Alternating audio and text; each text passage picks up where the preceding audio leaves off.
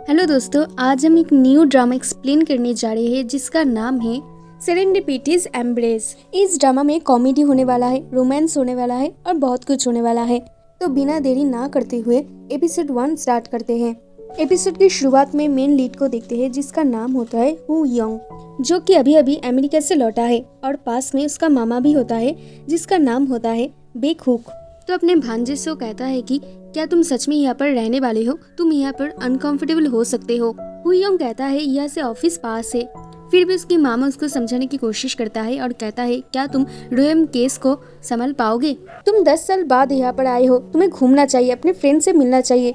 हू young कहता है मेरा कोई फ्रेंड्स नहीं है। तो उसका मामा कहता है ठीक है, मैं तुम्हारे लिए खाना बना देता हूँ, इसके बाद हम दोनों घूमने के लिए जाएंगे। लेकिन हू यंग कहता है मैं नहीं जा सकता, मेरा अलग प्लान है। तो उसका मामा कहता है तुमने कहा कि तुम्हारा कोई फ्रेंड्स नहीं है, तो फिर क्या है? क्या कोई लड़की है? क्या तुम्हारा गर्लफ्रेंड है? इसके बाद फीमेल लीड को दिखाया जाता है जिसका नाम होती है होंगजू, जो कि ब्लाइंड डेट के लिए एक रेस्टोरेंट पे आती है और देखते हैं कि उसी रेस्टोरेंट पे हू यंग भी आता है और एक चेयर पे बैठ जाता है। कुछ देर बाद होंगजू वहीं पर ही आती है और अपनी चारों तरफ देखती है और इसके बाद वो हू यंग के पास जाती है और कहती है मैं होंगजू हूँ, आप यहाँ पर ब्लाइंड डेट के लिए आए हो ना? मैं हाईजी की फ्रेंड हूँ। होंगजू को देखकर तो हू यंग हैरानी हो जाता है और अपनी पास्ट की सीन याद करता है जहाँ पर वो हाई स्कूल में था और होंगजू उसको लव लेटर दे रही थी। प्रेजेंट में हू यंग उससे पूछता है क्या तुम होंगजू हो? तभी वहाँ पर एक लड़की आ जाती है। तभी होंगजू समझ जाती है वो गलत जगह पे बैठ गई है। तभी वो पीछे देखती है कि और एक आदमी है। तो उन दोनों से होंगजू कहती है मुझे माफ कर देना, मैं गलत जगह पे आ गई हूँ। इसके बाद उसी आदमी के पास जाती है और वहाँ पर बैठ जाती है। वहीं दूसरी तरफ जो लड़की आई थी वो अपने इंट्रोडक्शन देती है और कहती है मेरा नाम मिसो है, मैं जोसेफ की कजिन हूँ। तुम्हें याद है हम दोनों एक ही स्कूल में पढ़ते थे और हम दोनों जोसेफ के वेडिंग में भी मिले थे। क्या तुम्हें कुछ भी याद नहीं? छोड़ो उसे, अब वो तो पास्ट है। अब प्रेजेंट में हम दोनों एक दूसरे को जानते हैं। लेकिन हू यंग को तो उसकी बातों पे कोई भी ध्यान नहीं होता है, वो तो होंगजू की तरफ ही देख रहा होता है और ये चीज मिसो नोटिस करती है और उसे कहती है क्या तुम इस लड़की को जानते हो? हू यंग कहता है हाँ, हम दोनों एक साथ हाई स्कूल में पढ़ते थे, वो अभी भी बिल्कुल नहीं बदली है। तो मिसो कहती है क्या तुम एक दूसरे को डेट कर रहे हो? क्या वो लड़की तुम्हारी एक्स गर्लफ्रेंड है? मैंने इसलिए पूछा क्योंकि तुमने एक चांद से उसे पहचान लिया और तुम तो बहुत बदल गए हो, इसलिए शायद तुम्हें वो पहचान नहीं पाई। तभी देखते हैं होंगजू और वो आदमी बाहर जा रहे होते हैं। तो ये देखकर हू यंग भी उन दोनों के पीछे चला जाता है, लेकिन बाहर आकर देखता है वो दोनों कहीं पर भी नहीं है। और देखते हैं होंगजू उसी आदमी की कार में होता है और कार की मिरर से वो हू यंग को देख रही होती है। इसके बाद होंगजू इस आदमी को एक जगह पे खाने के लिए कहती है, लेकिन ये आदमी कहती है हाईजी ने मना किया है इसलिए मैं नहीं कर सकता। तो होंगजू कहती है लेकिन हाईजी तो उस जगह पे हमेशा ही जाती है। लेकिन वो आदमी कहती है नहीं, हाईजी ने मुझे कहा है कि वो हमेशा नहीं जाती है। के बाद देखते हैं हू यंग और मिसो को, जो कि रेस्टोरेंट से बाहर आता है। मिसो कहती है मेरे घर के सामने बहुत ही अच्छा बार है, हम दोनों को वहाँ पर जाना चाहिए। लेकिन हू यंग मना कर देता है और कहता है क्या तुमने कार लाई है? हू यंग अपने कार के पास जा रहा होता है, साथ में वो लड़की भी जा रही होती है। ये देखकर हू यंग कहता है मैं यहाँ पर सियोल के रास्ते ठीक से नहीं जानता हूँ, इसलिए तुम घर सेफली पहुँच जाना, और कार लेकर चला जाता है। वही दूसरी तरफ होंगजू भी उस आदमी के कार से उतर जाती है और कहती है मैं अकेला ही घर पहुँच जाऊंगी। वही दूसरी तरफ हू यंग को देखते हैं जो कि अपने फ्रेंड के साथ बात कर रहा होता है और ये फ्रेंड वही होता है जिसका नाम जोसेफ है और मिसो का दोस्त होता है और मिसो इसका क्लाइंट भी होता है। जोसेफ उसे कहता है तुमने उस लड़की को डंप क्यों किया? वो तो बहुत अच्छी लड़की है और अच्छी फैमिली से भी आती है, अब तो वो स्टेट्स में भी काम कर रही है। और कहता है कि मैं तुम्हें एक क्लाइंट की तरह फेवर नहीं कर रहा हूँ, मैं एक फ्रेंड की तरह बोल रहा हूँ। तुम्हें मेरे डैड की कंपनी से कैसे काम मिल गई? वो कभी नहीं किसी और के ऊपर पैसे नहीं छोड़ता है। जो भी हो तुम अच्छे हो और तुम इसमें पूरी तरह से इन्वॉल्व हो चुके हो, बस तुम श्योर हो जाओ, आने से पहले उन सभी लोगों से मिल लो जिसको तुम मिस किए हो। तभी हू यंग होंगजू के बारे में सोचता है। इसके बाद वो जोसेफ का फोन कट कर देता है। तभी हू यंग देखता है कि होंगजू को, जो कि बस स्टॉप पे बैठी हुई होती है और होंगजू उसी तरह बाल बांधती है जिस तरह वो पहले करती थी स्कूल में। इसके बाद उसी हाई स्कूल सीन दिखाया जाता है जहाँ पर हुओंग के पास में उसका दोस्त सेंगिल बैठा हुआ होता है और वो कहता है कि होंगजू आई है।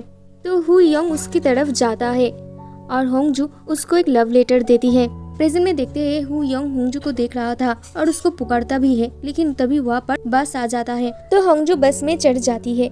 तो हू यंग उस बस का पीछा करता है कुछ दूर आने के बाद हु यंग देखता है कि होंगजू एक शॉप के पास खड़ी हुई होती है और वहाँ पर कुछ खा रही होती है।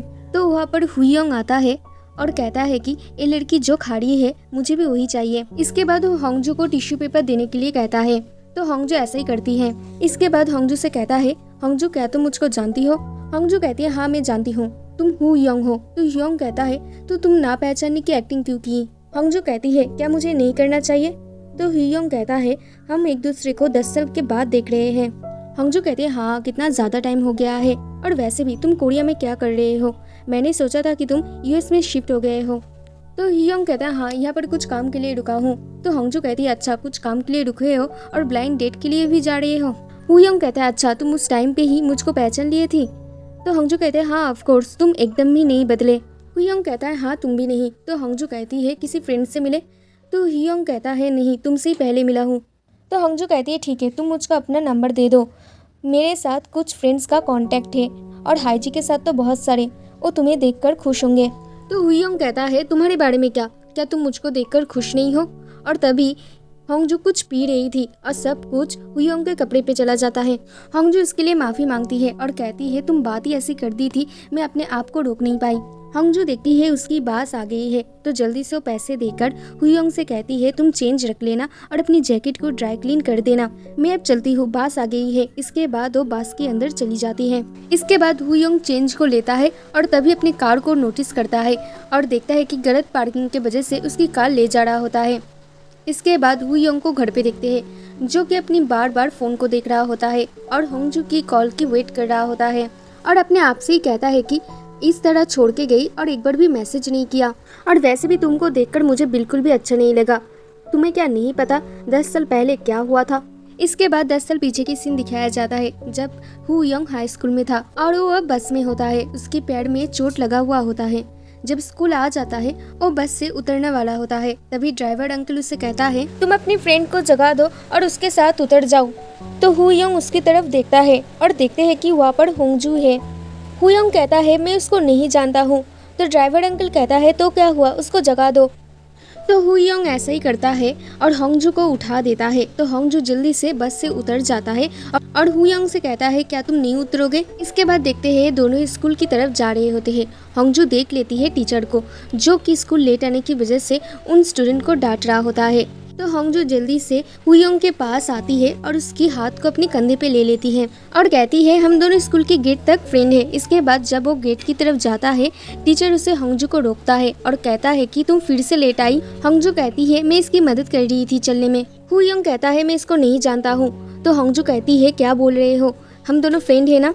हु यंग कहता है, तो फिर मेरा नाम बोलो, और अपना नेम टैग को छुपा देता है, जिस वजह से होंगजू उसका नेम टैग नहीं देख पाती है और उसका नाम नहीं बोल पाती है। इसके बाद टीचर हु यंग को अंदर भेज देता है और होंगजू को दाঁড় करा देता है।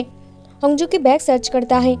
हु यंग होंगजू की तरफ देखता है और होंगजू भी हु यंग की तरफ देखती है और कहती है, मैं तुमको देख लूंगी। इसके बाद हु यंग स्कूल के अंदर चला जाता है। इसके बाद क्लास में देखते हैं जहाँ पर टीचर पढ़ा रहा होता है और वहीं पर हु यंग अपने बैग में एक बुक को देखता है, जो कि उसी की नहीं होता है। ये बुक लव के बारे में होता है। इसके बाद एक फ्लैशबैक की सीन को दिखाया जाता है, जहाँ पर होंगजू चुपके से हु यंग के बैग पे ये बुक रख देती है, ताकि टीचर होंगजू के बैग से ये बुक ना पाए। और ये बुक जुनो नाम के एक राइटर ने लिखा हुआ होता है। कुछ पेजेस को उल्टा कर हु यंग देखता है कि जहाँ पर एक लाइन को हाईलाइट किया गया होता है और उस लाइन पे लिखा हुआ होता है कि फर्स्ट लव बहुत ही स्पेशल होता है, क्योंकि वो लाइफ में एक बार ही होता है। हु यंग मनी मन कहता है, क्या बच्चों की बातें हैं। तभी टीचर उसको बुलाता है, तो जल्दी से बुक को छुपा कर टीचर के पास जाता है और क्वेश्चन सॉल्व कर देता है, जो कि ठीक होता है। तो टीचर तो बहुत ही इम्प्रेस हो जाता है। इसके बाद जब हु यंग विंडो के पास खड़ा हुआ होता है, वो देखता है होंगजू को, जो कि बैठी हुई होती है और कुछ लिख रही होती है। इसके बाद उस नोट को लेकर कहीं पर जा रही होती है। तभी वो हु यंग को देख पाती है, तो उसकी तरफ देखकर वो मुस्कुराती है। तो हु यंग भी उसकी तरफ देखकर मुस्कुराता है। इसके बाद प्रेजेंट की सीन दिखाया जाता है, जहाँ पर हु यंग उस फोन को और उस कॉइन को देखकर होंगजू की कॉल की वेट कर रहा होता है। वही दूसरी तरफ होंगजू को देखते हैं, जो कि हाईजी से बात कर रही होती है और उसको सारी बात बताती है और कहती है, हु यंग वापस आया है, आज मैंने उसको कैफे में भी देखा और स्ट्रीट में भी देखा। ये सुनकर तो हाईजी बहुत ही खुश होती है और घर में ही नाचने लग जाती है। तो होंगजू कहती है, क्या तुम हैप्पी हो? तो हाईजी कहती है हाँ ऑफ कोर्स हैप्पी हूँ, तुम्हें तो पता ही है वो मेरा फर्स्ट लव है। उसके बारे में जानने के लिए मैं बहुत ही बेचैन हूँ। क्या उसकी शादी हो गई है? वो कोरिया में क्यों आया है? वो क्या सेम ही दिखता है पहले की तरह? हंगजो कहती है मैं उससे ज्यादा बात नहीं की इसलिए मुझे पता नहीं, लेकिन कुछ हद तक सेम ही दिखता है। इसके बाद फिर से स्कूल की सीन दिखाया जाता है जहाँ पर लंच ब्रेक पे हाईजी और हंगजू बैठी हुई होती है और हंगजू बोक नाम टीचर की बेटी होती है और ये वही टीचर है जो कि हंगजू की लेट आने की वजह से हंगजू को डांट रहा था। हंगजू कहती है तुम हमेशा मेरे डैड के द्वारा क्यों पकड़े जाते हो? अब तो अपने ऊपर शक कर रहा है कि वो टीचर है कि नहीं। हंगजू कहती है मेरी भी ऐसा ही कुछ हाल है, तुम्हें पता है मेरी जिंदगी में क्राइसिस आ गया है। अब तो स्कूल आने में भी कोई मजा नहीं है, इसलिए मुझे हमेशा नींद आती रहती है और तुम भी नहीं होती हो। हाईजी कहती है मुझे तुमसे कुछ बताना है, तुम्हें तो पता ही है मैं आजकल स्टडी पे ठीक ठाक फोकस नहीं कर पा रही हूँ और मुझे भूख भी नहीं लगती है। पता नहीं मुझे क्या हुआ है, लेकिन मैं किसी को लाइक करने लगी हूँ।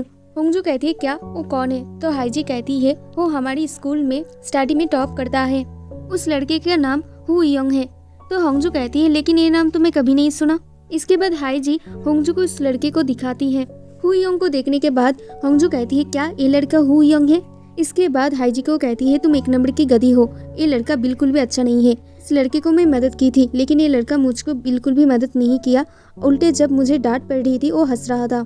लेकिन हंगजू की बात पे तो हाईजी ध्यान ही नहीं देती है और उस लड़के को ही देखती रहती है और कहती है क्या मैं इसके सामने मेरी लव कॉन्फेस कर पाऊंगी?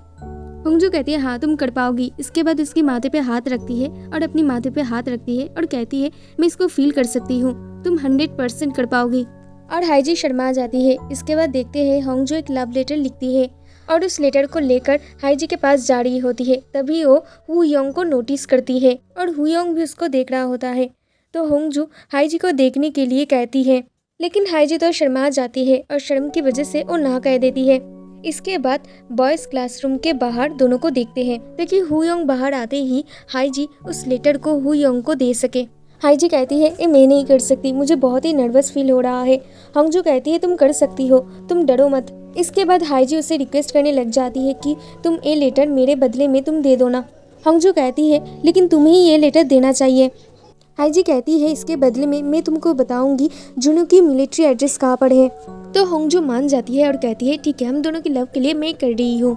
इसके बाद वो हियोंग के पास जाती है और उसकी हाईजी की लेटर देती है और कहती है मेरी दोस्त हाईजी तुमको पसंद करती है और कहती है मेरा बुक तुम्हारे पास है ना, वो तुम्हारे पास ही रहना चाहिए। हुयोंग कहता है जो तुमने छुप कर दी थी तभी वापस सैड आ जाता है।